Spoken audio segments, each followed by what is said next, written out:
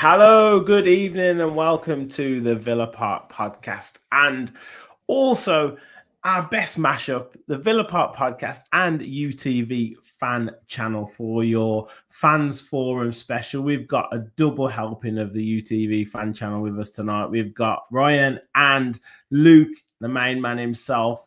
Welcome to the channel, boys. Another one for us, another fans forum, friends of the channel.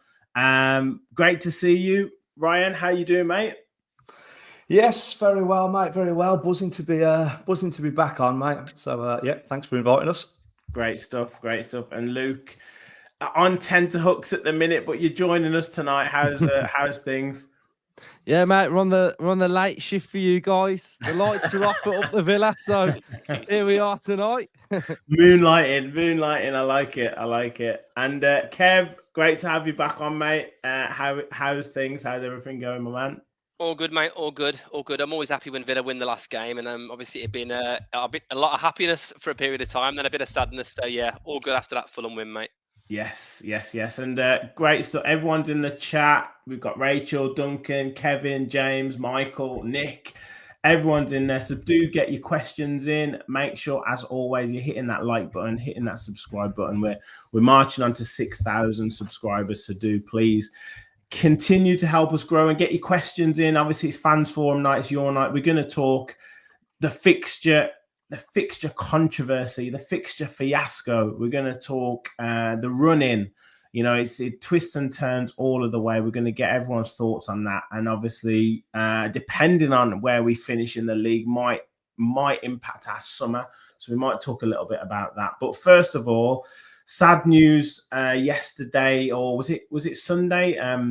Peter McParland, FA Cup 1957 legend, sadly passed away. I think he was the sole survivor from that team that won the last time Aston Villa lifted the FA Cup. And yeah, such a sad day. 91 years of age. And Kev, touched your heart. I think you've spoken about it before on the podcast. And yeah, obviously you posted a tweet out about it. And yeah, really sad day with a Villa legend sadly no longer with us. Yeah, the word legend gets overused, doesn't it, these days? You know, that classic, you know, someone goes to the bar and gets a packet of crisps, you know, and they're a legend all of a sudden, you know, for an hour. And, you know, in football, it does as well. You know, you talk about England legends in recent years, people that have done nothing really, got a few caps, scored a few goals. For a club like Aston Villa, I mean, this man is a true legend because, you know, we were hugely successful from the late 1880s to the early sort of 1910, 1920. And then we had a bit of a gap, and we've had a bit of a gap again until obviously the European guys, and then obviously the gap again. And that period when we competed against the best team in the country prior to the Munich air crash, that Man United team was the superstar team, and we beat them 2-1 at Wembley. He scored both goals. Famously broke the goalkeeper Ray Wood's cheekbone in a tackle, which was perfectly legitimate back in those days. You know, it sounds crazy, but it was. Not that I remember. I'm not that old. And then 4 years later was also the scorer of the winner in the League Cup final, the first League Cup final. So the first player, and of course the only player to have scored in both domestic cup finals. So, you know, he also an international legend. You know, he's Northern Ireland's top scorer at World Cups.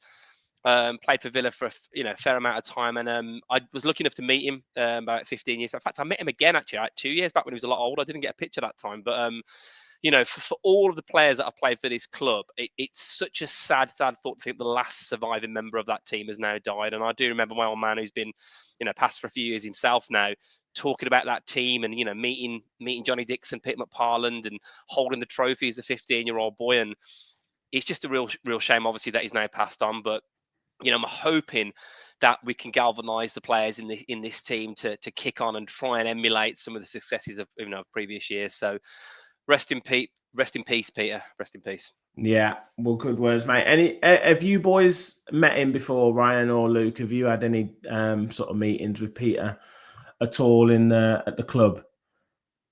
I haven't, no. No, Right. no, mate. No, I haven't had the no. privilege, but yeah, nice words, Kev. Yeah, he's a Villa legend, isn't he? And it's like been so long since we lifted that FA Cup, and we'll have another go next season, won't we, lads? Yeah, So, exactly. I thought we were going to do it this year. I thought we were going to do it, but we've covered that so many times this last couple of weeks that sadly, hopefully next year we can do it. Rich, to say, I was thinking as well. Imagine if we were still to play that Palace game and it had happened. Imagine how much that might have pushed the players on. Yeah, I know, but anyway, yeah. Exactly. I just remember watching the Aston Villa the official history of Aston Villa video on repeat and seeing that moment with McParland just running into the goalkeeper and just thinking football was a different game that back then. It was a different animal back then. But yeah, absolutely wonderful memories.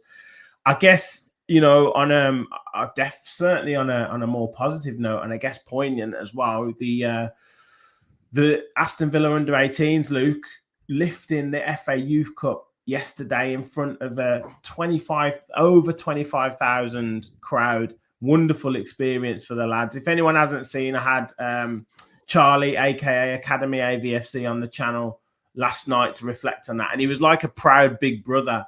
With all the young lads doing well. But I mean, one brilliant performance from the lads and just a great achievement for them to win the FA Youth Cup.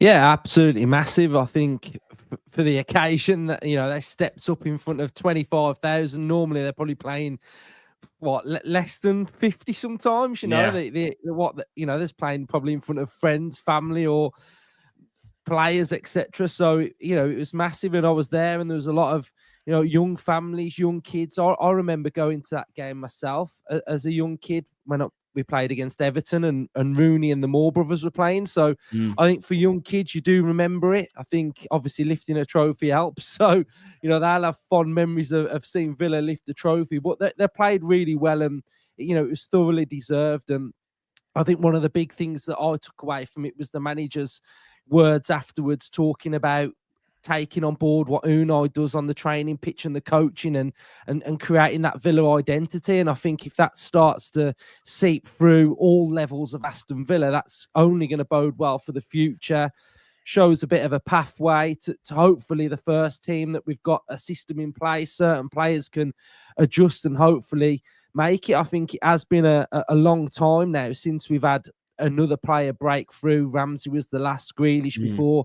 It's about time now we had another one that can break through. But I think every one of them played really well, and they all deserve massive credit. And that second goal from Brannigan, I mean, I thought it was a bit timely photo, but I thought it was a bit like McGinn's. But the more I think about it, it's a bit more like Zidane. Like, it was unreal, wasn't it? How he chopped that one in, and yeah, it was fantastic. So fair play to him, and hopefully there's more success to come.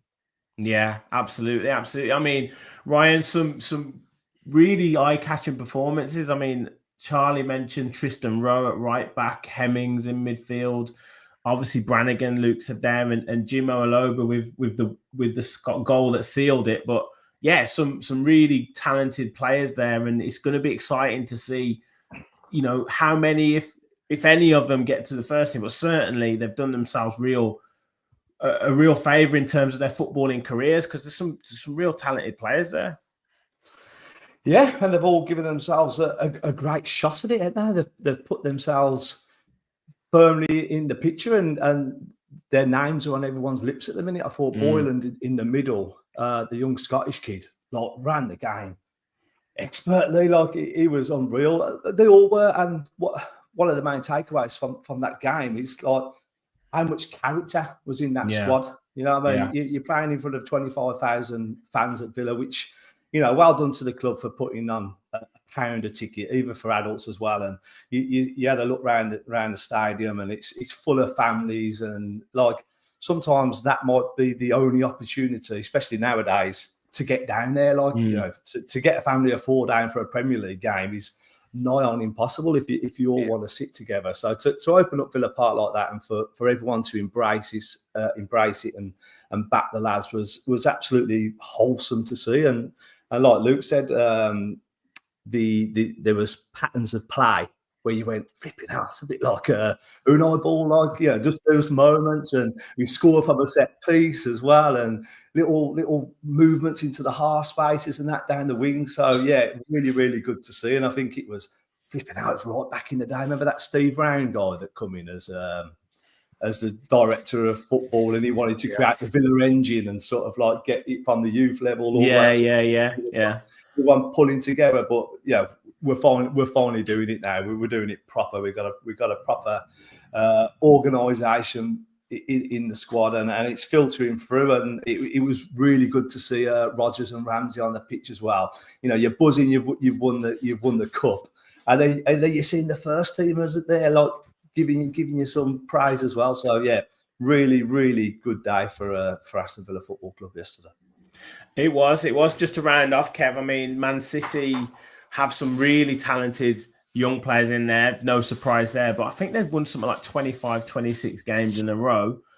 Yep. To then put in such a professional performance and then, win that game. And there was some sort of defensive moments, but I felt Villa were comfortable in their structure. That, first of all. And then, obviously, what Ryan's touched on there, the special atmosphere that it was, £1 a ticket, families going. For a lot of people, that would be their first experience of watching Aston Villa and, seeing those young players come through as a young kid, the inspiration then to sort of take that on and maybe go and watch another Villa game or take up football or whatever it is. It's a massive lasting experience as well. Yeah, it's fantastic for so many reasons. I mean, obviously, we all want the thought of a future player coming through, like a Grealish, like a Ramsey, and of course, like a Gary Shaw. Obviously, again, we've lost in recent times, and to be that local Villa hero or that hero that comes through from the youth team, and we've not had that many come through. The sad side of it is obviously been, and this is the cynical aspect of it, is that even if they don't make it, I'm sure we'll make a boatload of cash on a lot of them. In terms of playing for lower Premier League teams and Championship teams and European teams. But it gives you that bit of hope, doesn't it? And all football fans want that bit of hope, to have that homegrown hero and to see the goal. Obviously, that absolute scorching volley. I thought he might have slightly mishit it a little bit because it curved a bit. I don't want to take it away from him. I've only seen it once, but I mean, what a strike! What a strike! I mean, to beat that team, like you say, when Man City had so many wins in a row. And of course, you add to that, obviously the women's team has really picked up lately, which is really good. Got themselves away from relegation with some great wins. We obviously had a little bit of a dip, but we're back on the Champions League train, baby, and let's not forget about that. But as the guys have said, it's been tough in recent years. A few years back, Championship days, you get a ticket easy. And everyone's up in uproar about ticket prices. So if you do want to get the Villa experience, then that might have to be a Carabao Cup game against Crystal Palace, or a third-round FA Cup game, or perhaps an FA Youth Cup game. And I know there's a lot said about the club and things that they've done, and some of the commercial side of it, Chris Heck. But it's easy to dig the club sometimes. But I think it was the right kind of pricing, and great to see that kind of turnout. And yeah, fair play to the boys. Well done. Yeah, 100%. A few comments coming in. Michael said, really pleased with the turnout. Only shows the good feeling in the club. And who else have we got? Duncan says Brannigan and Bloomfield were exceptional. Yeah, he had a bit of a cameo, didn't he, Teddy Bloomfield, when he came on? Bloomfield, sorry. It was brilliant. It's just every block he was like celebrating like a goal. It was fantastic. Martin says Cole Brannigan with the Scholes volley. And also want to shout out Michael for becoming an official Villa Park pod follower, joining up. Thank you very much, mate. Thank you for all your support. And actually said that he's actually quit smoking. So that's an amazing thing as well. And saving loads of money, so thought he'd become a member. So that's brilliant, mate. That's brilliant. Thank you very much for your support. So off the good news as such, onto the more controversial news. Luke, I'll come to you first, mate. We had this sort of back and forth with the FA and the Premier League around this fixture with Tottenham scheduled for 2:15 on the Sunday, the 18th of May, and then it was sort of sprinkled out that they might need to move it, and then there were talk about it. Then it went quiet. Then they were still in negotiations about it, and then we had the news today, broken from Matt Law, I think, saying that it has now been confirmed that it's been moved to Friday, the 16th of May, 7:30 kickoff. And, 10 days notice. Favouring the so-called Big Six again. Villa not being able to switch their fixtures that would have supported them in their Champions League run. All these things, if you're not a conspiracy theorist, you're certainly making it hard. It's making it very, very hard not to believe that there's conspiracies around, isn't it? I mean, what are your thoughts on it? I noticed you tweeted out about it. But yeah, your kind of thoughts maybe a few hours after. Yeah, I mean, a weird thing is this is all for Spurs getting to a final that they currently haven't got it to yet. So, yeah. I mean, come on, Bodo Glimt. Come on. That's what I mean.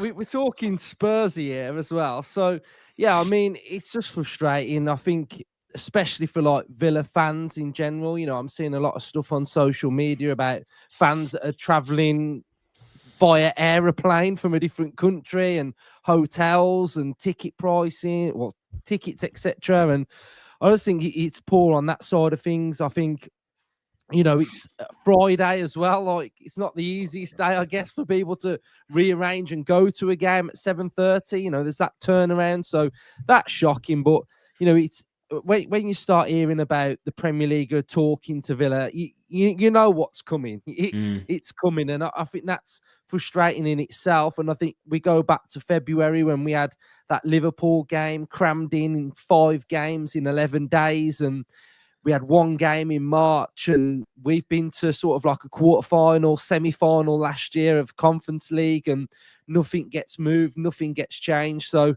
it's just really frustrating and really poor, really. And I think, you can say, oh, hopefully the favour will be done back to us, but it won't. It's not going to happen.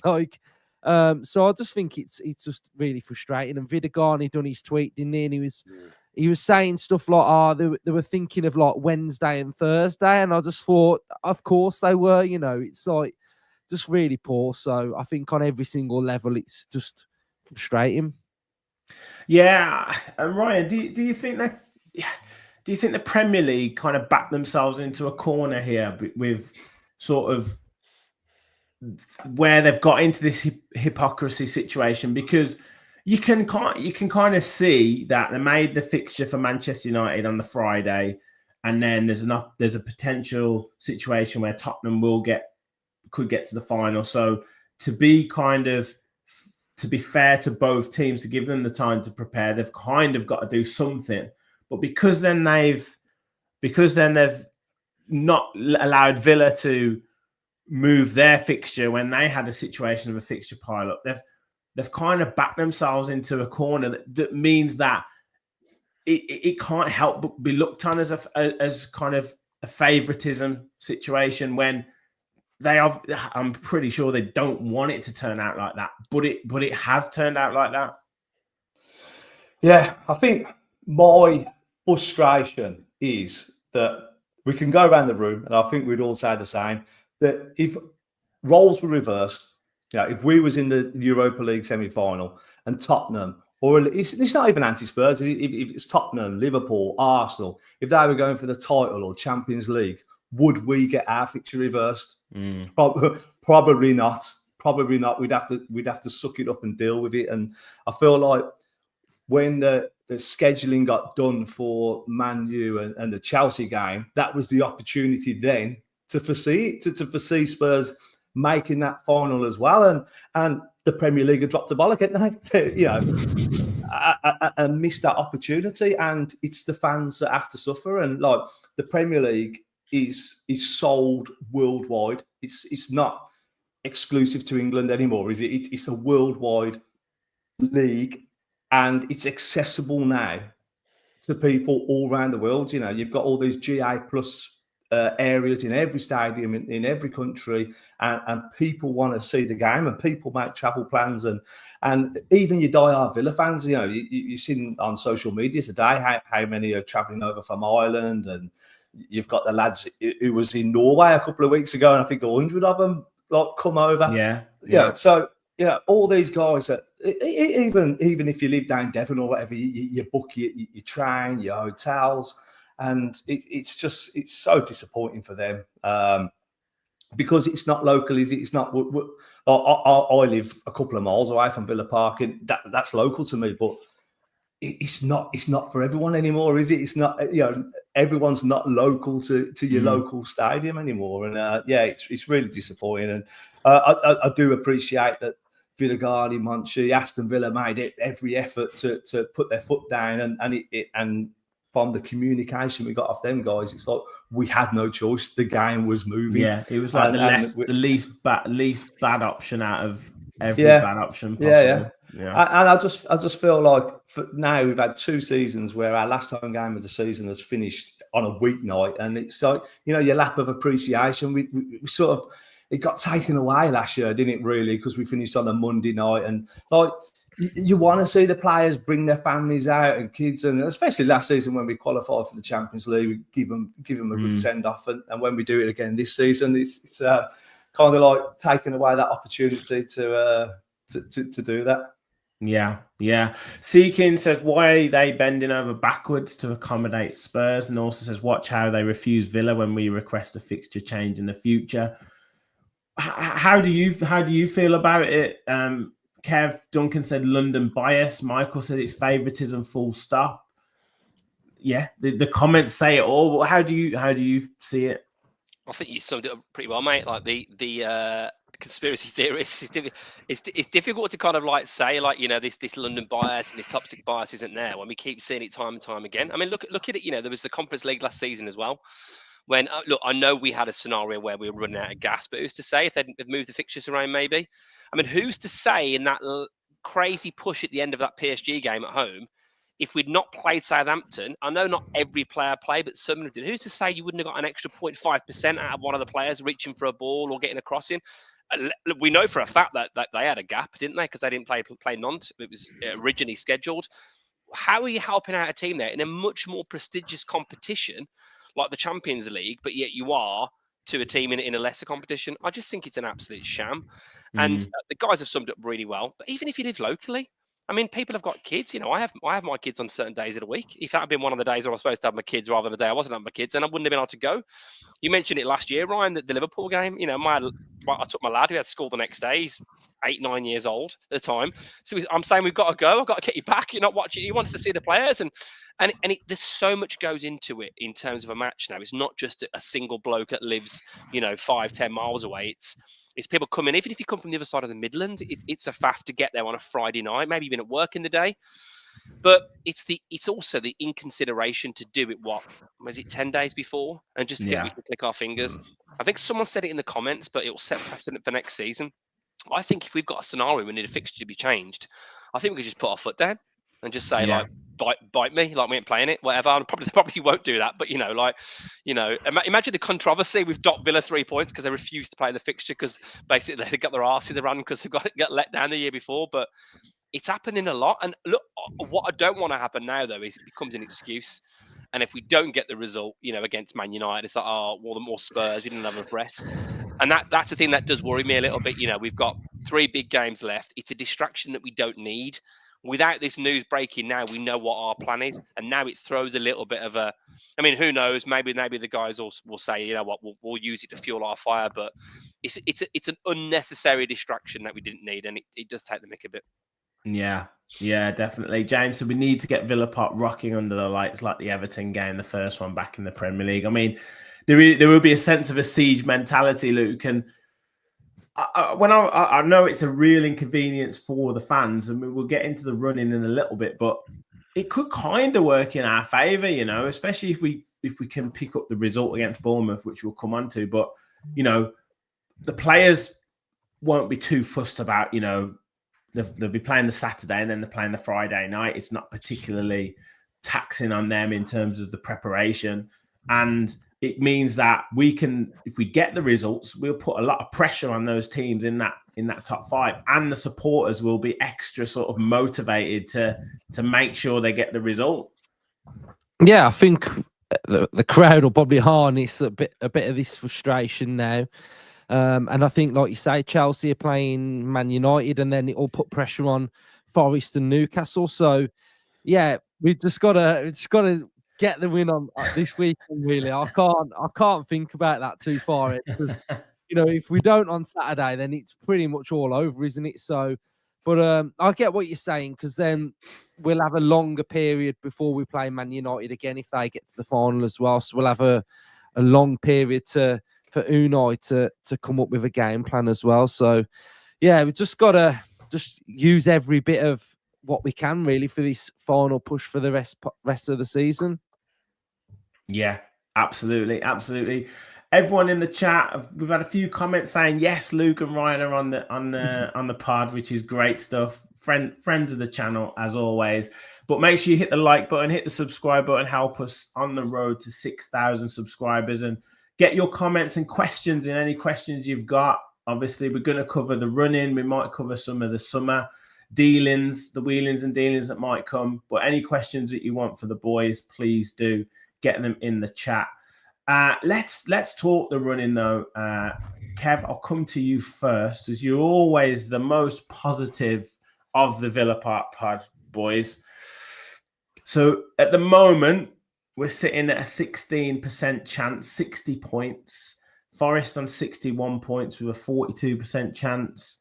Chelsea, Newcastle on 63 with the same goal difference. Newcastle with a slightly better chance than Man City, pretty much done and dusted with 64 points. But how do you see this race shaping up as it looks here? Forest have got to go to West Ham, mate. They've got to go to West Ham. And I would love it. I would absolutely love it if we saw them lose. No, mate, I think it's going to be. Look, you know what I'm like. I'm all about. We're going to make the top 5. There's some tricky games there for everybody, and you can look at it a number of ways. But I don't think if I would want to swap our running. Really, the big one is Bournemouth. Clearly, they're a good team. They're good at home. We've had some trouble against them. We've also had some results against them as well. I mean, and let's be clear, like, I know we've talked about how much of a Mickey take it is with the game being moved, but if Spurs do get to the final, I can't imagine, don't want to tempt fate, they're going to be putting everything into a Premier League game against Villa. And I can't imagine Man United are going to be doing the same. So, it's a situation where it could work out well for us. You've got two teams that might have their eye on other things. Look, we've got to be pretty perfect, haven't we? The thing that gets me with it is it's all the times when there's teams we should have battered this season, and we should have probably put a few past Ipswich a couple of times, and a few more past Southampton, and that might have been the difference. Because I was thinking all the way through, it won't make a difference in goal difference, but I'm starting to think it might now. I'm starting to think it might when I look at that. I think you get to a situation where you finish level on points and you end up finishing 6th on goal difference or 7th on goal difference, but I've still got a feeling, our form, other than the aberration of the FA Cup semi-final, we weren't great at Man City. Best part of my night was bumping into Luke. Actually sat next to me that night. Yeah. So pros and cons, but other than that, our form has been unbelievable. Let's not forget, what is it? There must be 12, 13 wins out of 15 or something. That's phenomenal form, and I'm backing us now to go to Bournemouth and get a result, and then to finish off the season well, and it'll be on the other teams to see what they've got. And I think the pressure might tell. I still think Forest have, even the games that they've won, they've been clinging on. They are tailing off a bit. And Chelsea have been a bit lucky. I still think, particularly that last game of the season, there's going to be some twists and turns. You know what's crazy? The final thing I'll say is, we had it, didn't we, at the Celtic game when we were constantly checking our phones and looking at the Barcelona result as if that ever is relevant to Villa fans, but it was, and the permutations of the league table. 1 minute we're out, 1 minute we're in. We're going to get it on the last day of the season, hopefully, where we're still alive. We're thinking, oh God, Forest have scored. What does that mean? So it keeps it exciting. Obviously we want Champions League. I still think worst case scenario, I think we could get Europa League. So, and that'd still be a decent season, I think. Yeah. Seeker said Villa need 9 points and we owe Bournemouth. He says, Rachel says Bournemouth is horrible. Is it a case, Ryan, that it's win or bust on Saturday, basically. Yeah, I think we need 9 points. We need 9 points, and we'll then have a decent chance at getting Champions League. It's a huge challenge. We've got to do things that we don't normally do. We haven't been to Bournemouth and won since Gested's header. Spurs have put 4 past us the last few games. United at Old Trafford. We know how that normally ends. So we've got to have a superb end to the season and a back, of course, a back that we can do it. And we go to Bournemouth and we've got to go for the win. It's all or nothing for us, really. And looking at that running, if we can get them 9 points, that means that Forest would have to get 9 points so Forest would have to get 9 points for us not to finish above them. And then you're looking at like a Newcastle or Chelsea to only win one of their 3 and maybe draw the others or lose. So there's going to be a lot of twists and turns, but for us, it's clear what we've got to do. I don't think there's any second chances. I think we've got to win all 3, and that should be the mentality going into Saturday. That it's all or nothing for us, really. And like Kev said, the goal difference. If we was to get a draw, then I think that will bring the goal difference into play. Then, and we're so far lacking behind it to make that up over 3 games. That would take an absolute huge swing, but. If you want to grab any type of positive from the fixture change for the Spurs game, it's like game week 37 would be our first chance of getting ourselves in that top 5. We can't do it this weekend. We can only win our game, but the following game week is the first opportunity we can put ourselves in there. And I'd rather us be in there and someone to try and knock us out. And if we can get it into our own hands, going to Man United, then fully back us there. Then we've them playing in a European final.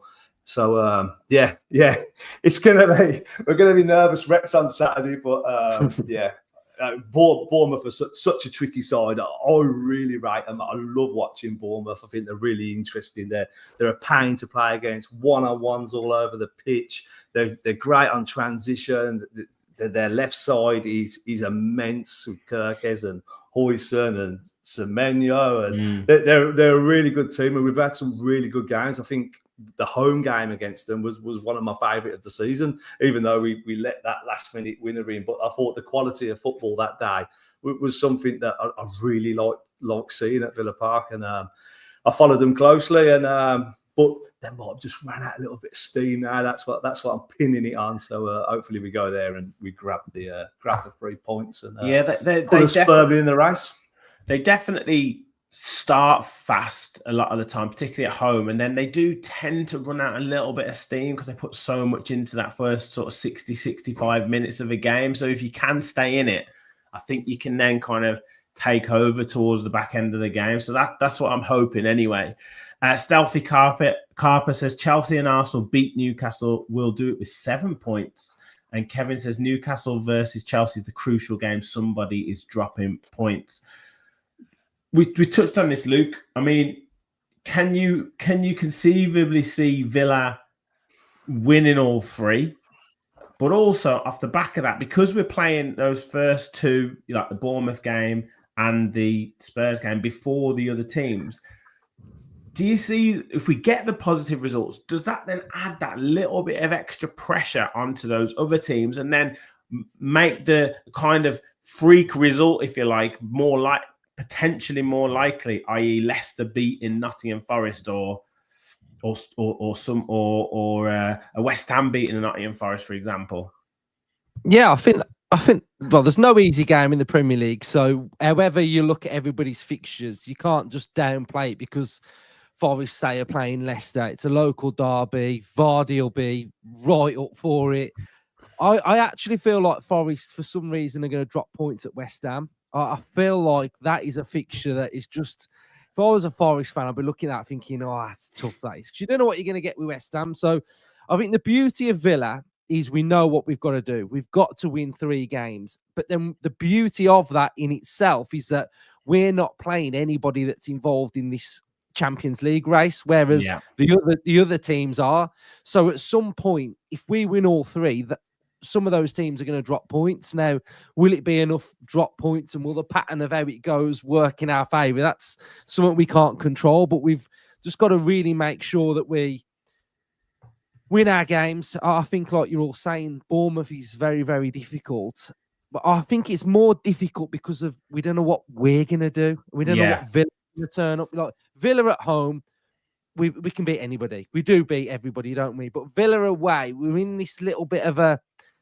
I think we're in a bit of a malaise with sort of catching whether we control or how do we be aggressive, etc. And I think we get stung a little bit. So with the players knowing what they've got to do, we've got to go there and win. That should help with the mindset of the players and the standard application of what we go out and do. So I personally think this is the one for me. If we win this, I think it's on. And then obviously, if not, then it's all over in it. So we're on Europa League watch after that. So but you know, we've just got to turn up and do the job. And we've shown that we went on that 5-game winning run. And this game, is it a bit like the Brighton game that we won? You know, a tough place to go, but we ended up, was it 3-0 that we won there? So something similar to that. And don't forget, though, there's pressure on Bournemouth as well now because they're sitting in 8th place. They're top of their little mini pack. And obviously, if City win the FA Cup, then it means that one of Bournemouth, Brentford, Brighton and Fulham are going to get sort of Conference League. So there's pressure on them as well. So, you know, if we do go 1-0 up, etc., and it's sort of squeaky bum time for them. So we've just got to make sure we apply ourselves, because I think we've probably let ourselves down a couple of times away from home, especially recently, especially against Palace, etc. So Man City, you know, just cling on and get the draw, and that point's massive. So I really want to see us apply ourselves correctly and get the win. Yeah, I was just going to add as well, like, one thing we don't want is a draw in that Newcastle-Chelsea game, because, you know, we want one of them to be on 63 when we beat Bournemouth, so we can be level, and then the pressure's really on. So they've still got a little bit of a buffer on us. It's going to be, you know, and then everyone repeats the same results over the end of the season. I know the goal difference is probably not going to be a factor, but I wouldn't put it past Unai for us to beat Man United 27-0 away from home. You know, he's done it before. Do it again. You know, magic moments. But do you know what I mean? Like, I would look at those two on 63 points and think, if they both get to 64, well, if we draw, then we really know we need them both to lose the next 2 games. And if we win, then we're actually level on points. And let's say Forest don't get the result they want to get against Leicester, then we, as Luke says, it really is on then. But if one of those two loses that match, the Newcastle Chelsea game, I think it really helps us. Yeah. I mean, and Chelsea have got Forest in the last game of the season, which could shape up to be an absolutely massive game. So yeah, I think there's many a twist and turn to come. You know, even that sort of middle game, you know, where we play Tottenham, you know, we're obviously saying we need to win every game. We know that. But, like, you know, Newcastle got Arsenal away. Chelsea have got Manchester United. We're saying that, you know, we don't. I get that they might put out a scratch side, but you just never know. Like, football has pulls up strange situations. Someone could get sent off. Someone could give away a daft penalty, something like that. You just never ever know, do you, what could happen? So yeah, let me just get and people in the comments as well. Let me just get a quick sort of verdict. Brian, I'll come to you first. Are Villa going to get that top 5? Oh, 100%, mate. Always back us, mate. Always back us. Good. Luke? Yeah, I think so. I do really think we can. We've just got to be perfect. Be perfect and we'll do it. Kev, I don't need to ask you. Mate, Bournemouth are going to turn us over, and then they'll only be 4 points behind us. Squeaky bum time then. No, mate, I'm all in, mate. I'm all in. I still look. I think we can catch Arsenal still. No, mate, while it's on, it's on. And I just think that this team, the topsy-turvy form, maybe before Christmas, I think we've really picked up, haven't we? Post-Christmas, the form's generally been pretty good. A couple of dodgy results, but generally, you got to give him a lot of credit. I thought Cashy, actually, I thought fair play to him when he came out and said, like, his comments the other day, because I think he's right. I know he didn't turn up at Wembley, but other than that, form's been really good. And I'm back in the team. They've had a taste of this Champions League. They're going to want it again. I've only got to see in the comments of all the updates on the Barca Inter score to say, like, what an absolute match that seems Have Inter won it? Have they managed to win? I think there's 15 minutes left now in the extra time. So right, okay, 7-6. Wow. And it looks like we're going to get Europe, and I don't want that to be like the booby prize. Well, at least we got Europe when it looked like it could have promised so much. But I'm backing the boys. I think we're going to do it. Yeah, well, we're all in here. I think everyone in the chat, Duncan says, yes, Villa will get top 5. Michael, yes. Michael Dymock said, yes, we will. Matt, in Kev's words, someone's got to win it. Someone's got to get in the top 5, haven't they? Someone's got to do it. Yes. To be fair, we've got form for it. Like, we've had the Champions League running, we nailed it. Europa League conference, we did that, and then we got ourselves out of a right mess, like a real big mess. And survived on our first season back in the Premier League. And if it weren't for COVID and like there being no fans, that would be like one of the greatest Premier League escapes ever. But it's sort of gone under the radar because there was no fans there. But them 3 experiences there, gives us a good opportunity to do it again on this time round. And when we got promoted, we won 10 games in a row, didn't we? We were in nowhere. Of course, yeah. Under Dino, we put that one in the bag as well. Done it before, do it again. and if Unai's reaction to Ezri Konsa going down easy is anything to go by, then he's not taking any prisoners with this running. He's all about business all the way, isn't he? Could you imagine, like, when he gets home and his missus has made him beans on toast and he was expecting spaghetti on toast, just going mental out in the kitchen? No, you got to love the passion, and you got to love the passion. It's hilarious. It's funny. Absolutely. Matt says Villa do it the hard way always. Yes, Tielemans is on fire.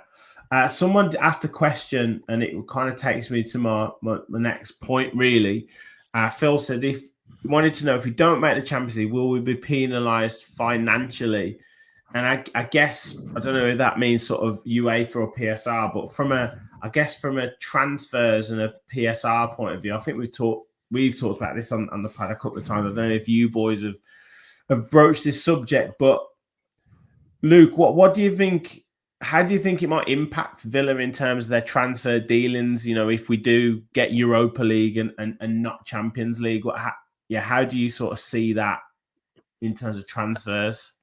I think it has a slight impact. I think, we wouldn't have got Asensio and Rashford if we weren't in Europe altogether. So it shows that the Champions League does have that pull. I think the Europa League is still, highly thought of across Europe as a major trophy. So you have that sort of pull. You look at a lot of teams in the Premier League. I mean, you look at players like for Bournemouth, like Semenyo, Kirkes, Eze, etc. They're playing for teams that aren't in Europe. They jump at the chance to be playing, Europa League football with Villa. Yeah.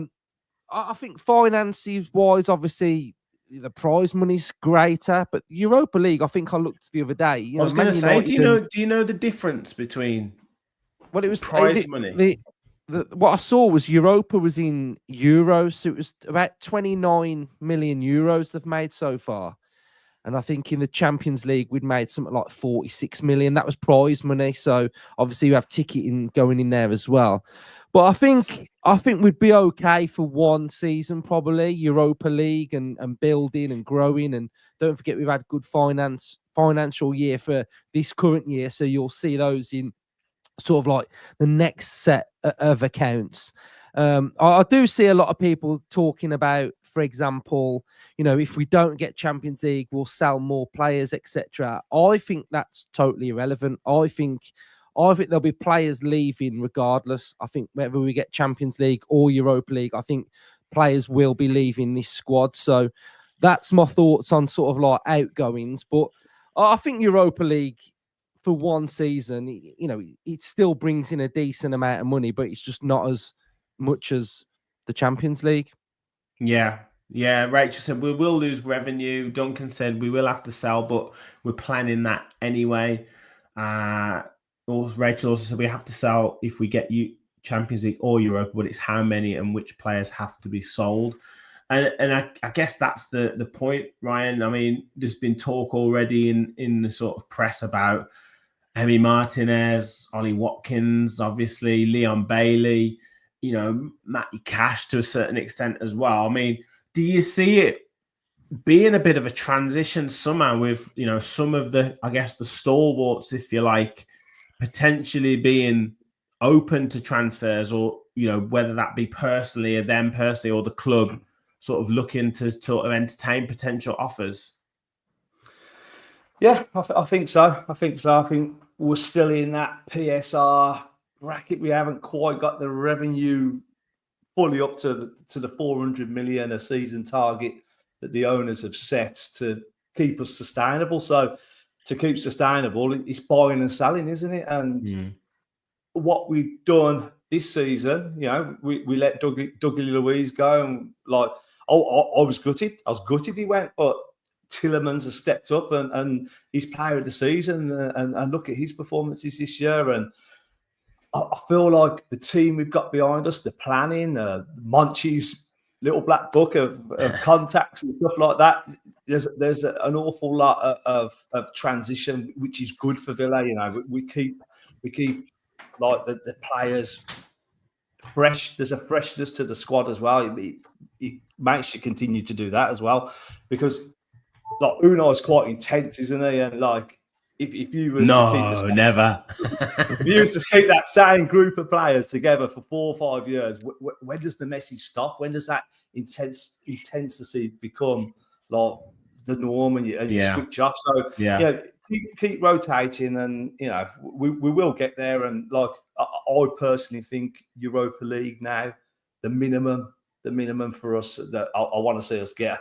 Don't want to go back to the conference. We've been sipping on Champions League champagne all season, and I don't really want to drop back into the conference. But Europa would be a minimum for me. But hopefully we're back in that Champions League and everything it brings along.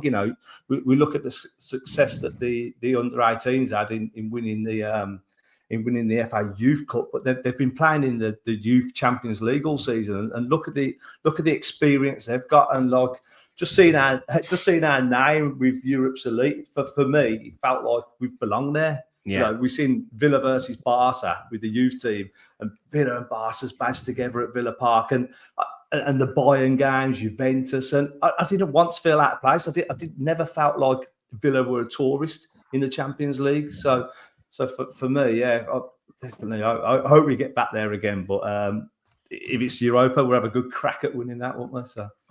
Well, yeah. I mean, Andrew says get the Europa League and then win it. But I do think you make a good point as well with this run-in about, Villa having experienced the Champions League this season and wanting to make sure that they get that again. Like that can carry a long way. I think McGinn's talked about it, and one or two other players have talked about it. So if they have got the same high standards that Unai Emery drives, then they'll certainly be wanting to, continue that into the game coming up on Saturday and then the future weeks. Kev, in terms of the structure of the club, though, while it would be sad to maybe lose a couple of players that have been so good for us over the years, we get good money for them.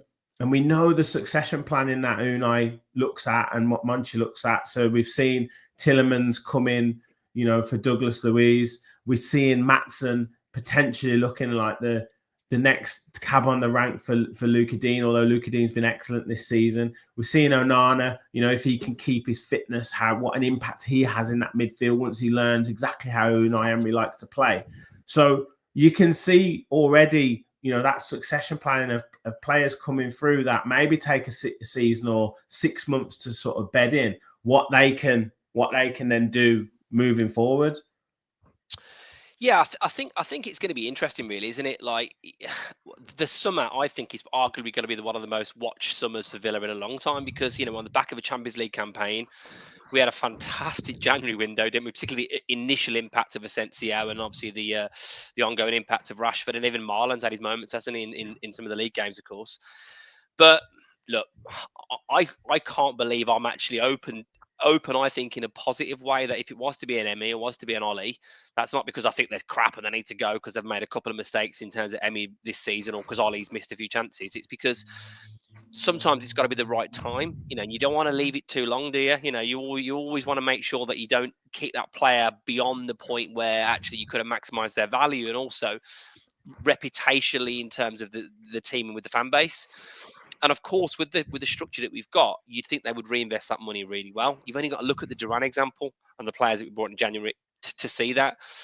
And of course, more opportunities come in. Who's to say we wouldn't do better if we had a Sesko or a Vlahovic than if we had, an Ollie Watkins? Who's to say we wouldn't do better if we had a younger goalie than a Martinez? Who knows? And you can use that money elsewhere. It's going to be a really interesting time. But yeah, I look at it and think, whatever happens, the structure of the team, the club, everything is positive. I think even if we finished out of Europe, I think we could be in a situation there where we could probably go on and have a title run, because we wouldn't have the distractions of Europe all the time, and we could almost do what other teams have done. I think if you get Europa League, we've got a rich history, and let's call it its proper name, right? The UEFA Cup, right? We've got a rich history in the UEFA Cup. We had some big games. A lot of us growing up would have experienced the Deportivo games and the Inter Milan games, etc. Atletico Madrid was obviously a massive one. So this club has got a rich European tradition, and it'd be amazing to get Champions League. And if we did do that, I think we'd see some absolute ballers coming in the summer. If we don't get that, I still think we can see some good players coming in. But I think irrespective of that, we'll definitely see some departures. Yeah. We've been saying we linked with Vlahovic again. Duncan said that. I think the names are sort of coming out. There's some kind of ones that we're probably scouting, and there's probably ones that sort of lazy links. But where would you see us looking to strengthen, Luke? In terms of position wise for a charge next season. There's a lot in there. I think definitely right back. I think that is the first one that I want to see come through the door. I think right-sided player, right winger, sort of like where Bailey would play. I think that's been a big problem for us this season. I think that's why we've got Rodgers out there, because we haven't got anybody else that can go out there. And, Bailey's going to leave, I think. Yeah. So I think we need the right-hand side. I think we'll have a bit of an overhaul. I think striker, regarding Watkins, we need a second striker anyway. So I think there will be a striker coming in. Rumours that we're looking for a goalkeeper. Again, regarding whether Emmy goes, we need another goalkeeper, because we can't have Olsen, can we, anymore? So there's 4 positions already, and then you start thinking, God, that there's going to be a lot to do, because if you think, okay, Luca Dean might go, okay, we need another left back to challenge Maatsen. Centre half, we probably need a centre half, because we've been quite weak there this season. So I think there's going to be like core fundamentals that we need to bring in, and then there'll probably be like those evolving as a window goes. If someone moves, then we'll bring someone in, etc. So yeah, I think, like everyone said, I think it's going to be absolutely mad. I think we're going to be transformed, really.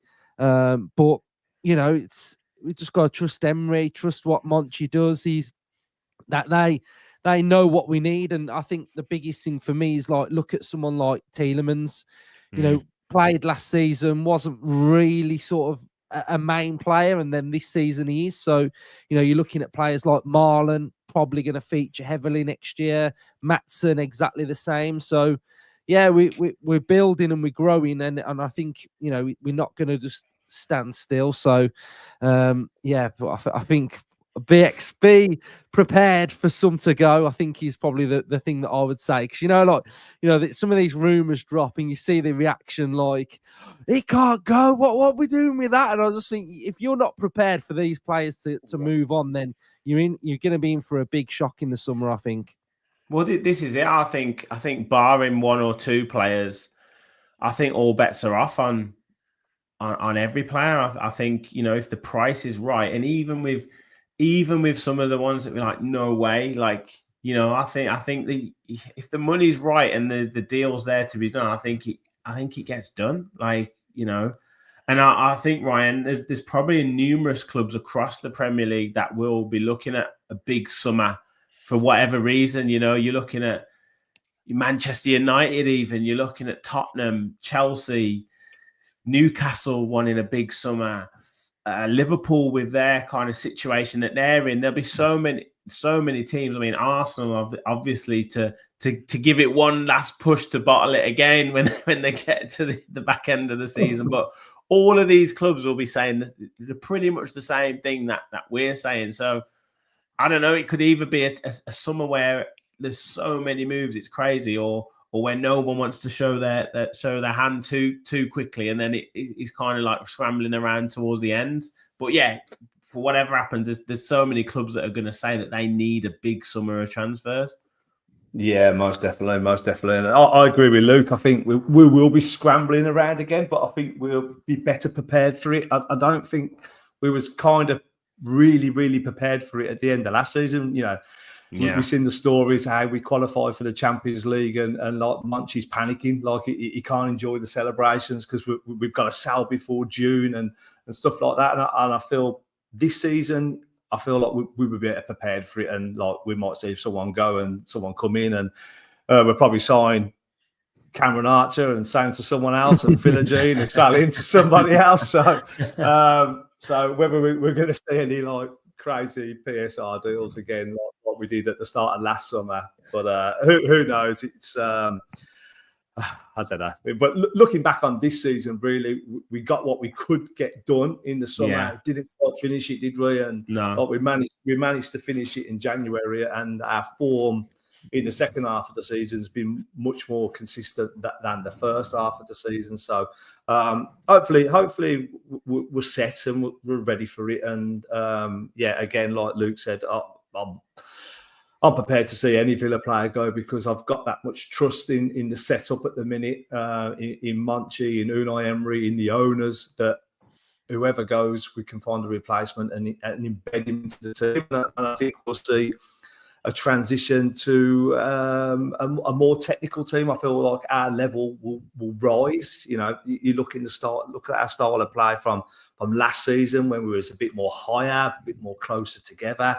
Now we've made the pitch bigger. You've got to play longer balls across longer spaces, and you know that requires bravery and technical ability. And we've been hurt by failing that sometimes. You know, so I feel like it'll be the next level of technical quality, and like, you know, not to dig Matty Cash out, but I feel like there's certain players that have reached that level now where they can't take it to the next level, and they've been great servants to the club, and they've got us where we are now. But I feel like there's a greater level of player to come into this squad.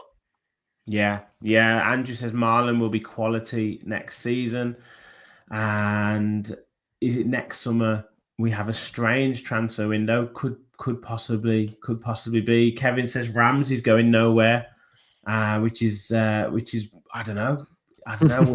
Is that something that could potentially happen? We're going to have to broach the subject because he keeps getting mentioned, but we'll do that in a second. But just to cut a round off on this before we sort of finish off with just some of the questions that have come in.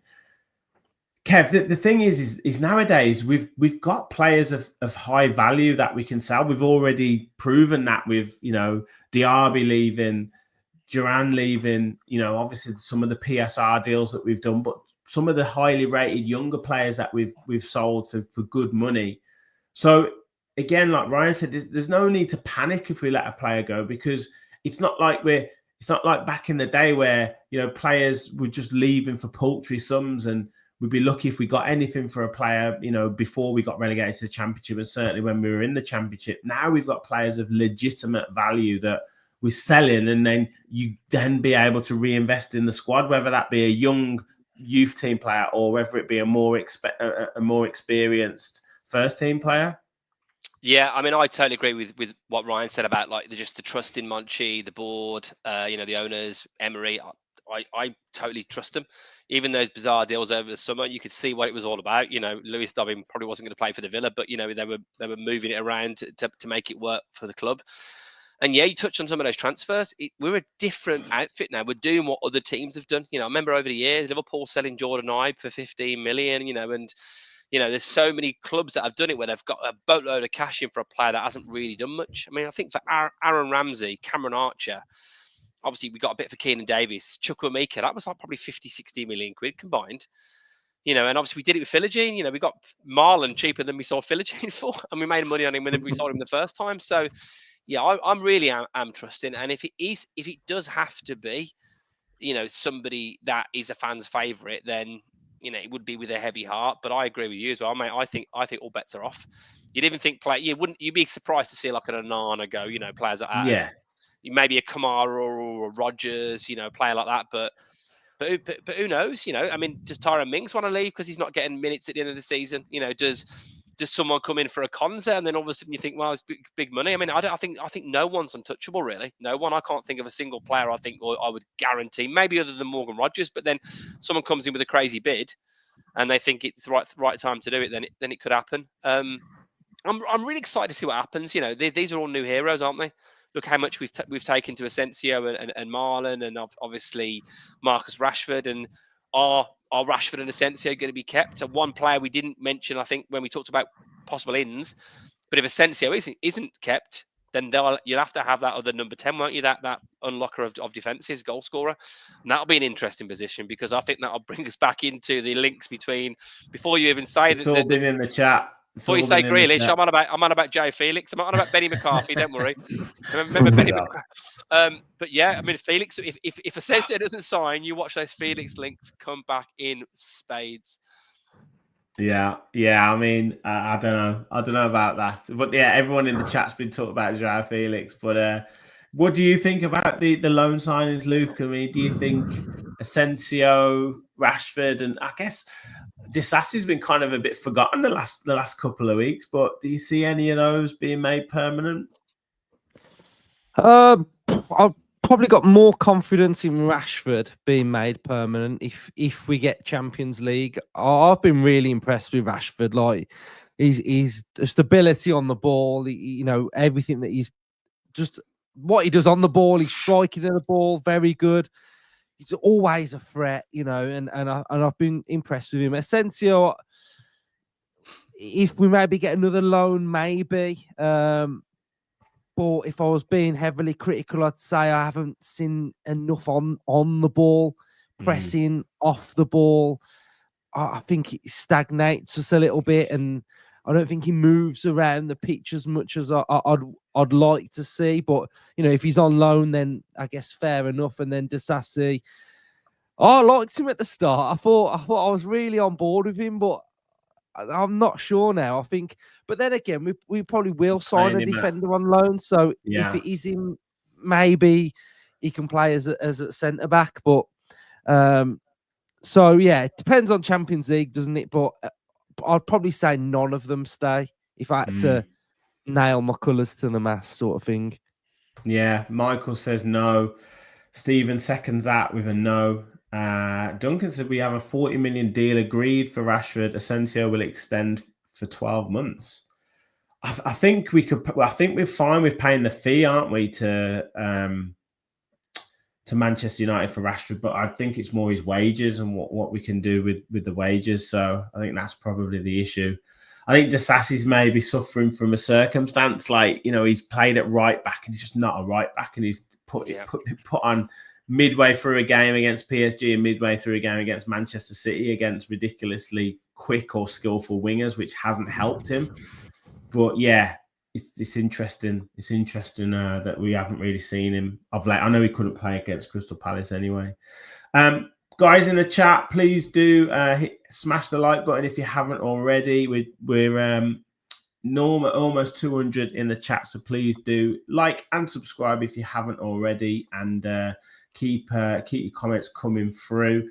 Inter have won, so they're into into the Champions League final. Into the Champions League final. Very good. You see what I did there? Yeah. And Peter says, Luke and Ryan, the best Villa analysis online, up the Villa. There you go, boys. A couple of just quick fire questions. Bongo, we're going to have to talk it. Just a special occasion because we've got the lads on. Would you rather Rashford or Grealish? Rashford. I'll open this up. Yeah, Rashford. I like it. Do you think Grealish's race is run now? Do you think he's... Yeah, I mean, the thing is with him, like, what is he? Like, what does he do? When you're looking at signing a player and you go, okay, he's doing this for this team. I want him to come in and do the same. What are we bringing him in for, really? To relive what he was doing before? And we're a different Villa now. The whole team ran through him. So I think we've got to move on from that. I think, yeah, how much would he cost? 56 million. Yeah, not for me. Yeah, I feel like like the romance of football. I feel like that would be his story for him to come back to Villa. But for us, it's like, let's just leave that there. We've been motoring since he left. Like we've not achieved what he's achieved. Like, but where we're going is completely different to the Aston Villa he's left. So I feel for us, let's not go back. Let's not go back and keep looking forward. We'd be getting him, wouldn't we, at a time when his career is probably on a downward curve, as opposed to getting the best of him. And we are a bona fide Champions League club now. It's not like we're mid-table in the Premier League and kind of looking for a player who could maybe give us a little bit of quality. It's not really like that anymore, is it, Kev? No, it's not. And I also think, like, it's a crazy situation to think. Like, I remember when, when obviously with that season, I've said this many, many times, that season, I think the last one he was with us, we beat Liverpool 7-2 that season. I thought he was the best player in the entire league. That's it. I thought he was unbelievable. He carried that Villa team and, played fantastically. He's gone to Man City and, he had a role for a bit, didn't he? Pass it back to Cancelo over and over again. Then Cancelo got sold and it's like, what do I do now? And he's had the odd moment, but really he's been a bit part for a long time now. You got a question now. He's won the trophies he wanted to win. He's obviously, I think 29 next birthday, maybe. He has his hunger gone a little bit, obviously he's had a couple of sour moments with Villa fans as well, hasn't he, when he's come back, particularly the last game. But then there's a little part of my head goes, under Unai, could we get the band back together? Could we rekindle the magic? You remember when we all watched Harry's Heroes? It looked pretty good, but I don't know. Like, I look at us now and I can't believe I'm saying it, but I think we're beyond Grealish, and this is a £100 million player, and I think we're a better team without him. I think the thing was, before when he was in the team was him, wasn't it? And can he get used to not being the main man? Because this Villa team hasn't got a standout star, is it? Obviously you've got the glitz of a Rashford, and Asensio at first was like, everything he touched turned to gold, but we're a team, aren't we? Everybody's performing across the pitch, and it's not about one man anymore. So I can see him maybe getting a European move to someone like a big European team, and hopefully he can get it back, because I absolutely adored him. I love to see him. I loved him in a Villa shirt, and be nice to see him come back to a little bit of the player that he used to be, rather than this machine cog that he is now. Yeah. Well, everyone in the chat was either Rashford or neither, so I think that spoke volumes. And standing on the word, definitely doesn't want Grealish back, doesn't want to go back to, we want to carry on going forward. And then sort of final question, Michael, in terms of money and in terms of generating funds and I guess ground developments, do you think we should look at naming rights? I think there was a few comments in the chat about sort of maybe certain stands getting renamed, or as I say, even the stadium getting renamed. I think we've broached this subject before, but keen to understand your thoughts on this, Luke or Ryan, in terms of whether we call it the Betano Stadium for want of a better phrase.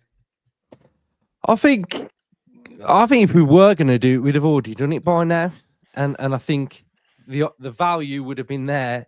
We've got savvy people running this club, and I think there must be a reason why we've not done it. So I don't know whether it means that there's just doesn't really mean anything. I think what you are probably seeing is that we're building that hotel at Bodymore for the players to live in after away games. You'll probably be seeing something like, we'll sell that back to somebody else and make money that way. And, you know, selling shares of your women's team. What, you know, I've heard that we're going to be doing something like that. So I think that's where the real value probably lies with stuff like that. So I can't see that happening or making a difference. I don't know whether anyone else agrees or disagrees. Well, I think Chris Heck's track record, like you said, if he was able to do it, he would have probably negotiated it a while ago. So I don't know. I don't know whether it would be sort of left in the back pocket to see if you know we need it for PSR reasons, Ryan. I don't know. Yeah, no. There's loads of things you can name at the minute, and it could be Patano at Bodymore Heath and stuff like that. So I'm sure if there's an opening or an avenue that the owners could exploit, then they know about it. And I don't think now, given the relationship with the Premier League at the minute, that they'd be too bothered about not jumping through some loopholes to gain an advantage like everybody else do. And I know we're very we play fair, don't we? We're very sure on that, you know, on the pitch, off the pitch, playing fair. But I think now it's time to get a little bit dirty, isn't it? Yeah. So we'll see. We'll see what they do. The thing is, there's been talk of moving the stadium and all that sort of stuff, hasn't there, Kev? And I know obviously them lot down the road are looking to do that, but I think it seems like we've managed to make money from other sort of avenues. And as Luke said, you know, whether it's the case of selling some shares in the women's team, or you know, the basically the blueprint that Chelsea have done. Yeah, you know, I think there's more likelihood to go that way rather than sort of renaming the stadium rights, which I could maybe understand it if it was right in the centre and there's loads of stuff around it, but it's still kind of out the way in Aston. Like there's nothing there to sort of tag on to it. Yeah, I agree. I mean, I think whatever money we can free up to just hire Chelsea's accountant, you know, whoever makes the decisions there, because it clearly works. You know this investment firm, Iteros. You know, we need them to buy the McGregor statue for like 284 million. You know, some kind of like dodgy deal. Because you see, you know the under-18s team. Can we sell them? Or can we sell the FA Youth Cup? I don't know. Like, there's a fresh lion in the North Stand car park as well up for sale. Yeah. Just do what you can do. I'm sure you can sell the grass outside the stadium. You know, do we have Aston Park? Can we sell it? I don't know. I just think whatever it takes now. I think they've got enough loopholes to do it. Listen, we're having big gigs there. You know, and that will make us a bit of money. Obviously, the revenue is going to go up with the Champions League run, global fans. You know, Rashford on the back of shirt. I'll be interested to know how many Rashford shirts we've sold and what kind of money that's made. The Champions League games and obviously the money we got from the ticket sales, and also obviously getting far in the competition. So the revenue's increased in a number of ways. Player sales as well. I don't really want us to change the name of the stadium, but even if it is, you know, the Ann Summers Stadium or whatever, you know, I'm still going to call it. Know what you got on your mind? Hey, listen, still alive, man. I'm still alive. It'll still be called Villa Park, won't it? So, you know, it don't matter, does it? You know, I just hope it isn't something crazy. But no, look, I don't know if I think the guys have said it. I think if we were going to do it, Heck would have done it by now. Yeah. Have we announced a pre-season tour yet? I noticed that there was a few grounds saying that they've got the US Summer Series, but I don't think we're in that. I think Newcastle's starting to announce some bits that they're doing. I don't know if you've seen anything, Luke, about what we might be doing for pre-season.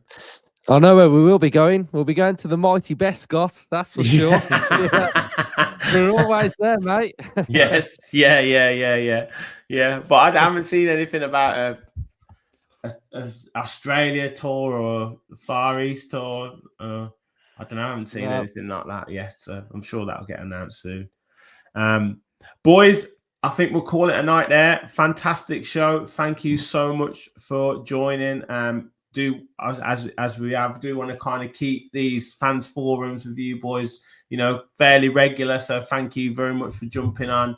I know everyone knows your channel, but you've also got your other channel, Luke. I don't know if you want to shout out your Villains channel, and we can get anyone who's not already subscribe to that. No, mate, I just want to say everyone should be, doing their bit on your show, to be honest, mate. You're grafting and putting in the hard work. So everyone make sure you're liking the videos and, subscribe to them. Good stuff. Well, boys, thank you very much. Thank you, everyone in the chat. We'll be back later this week with the Bournemouth preview, another must-win game. Every game's must-win at the moment for the Villa. Yes, and absolutely, Peter, don't forget Justin Talks Villa. We will be getting Justin on very soon as well. I'm only joking.